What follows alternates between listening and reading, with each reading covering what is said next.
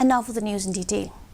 KHADC Chief Executive Member Pinyat Singh's aim on Monday informed that the Council has earmarked ₹45 lakh for the research work project on as many as 20 areas pertaining to the tradition, culture, customs and practices of the Khasi community. While replying to cut motion moved by HSPDP MDC Martel and Mukim, during the special session of the Council, KHADC CM informed that the Council has notified the Research and Development Committee under the Education Department of the Council with Executive Member in charge of the department, Karnis Soshang.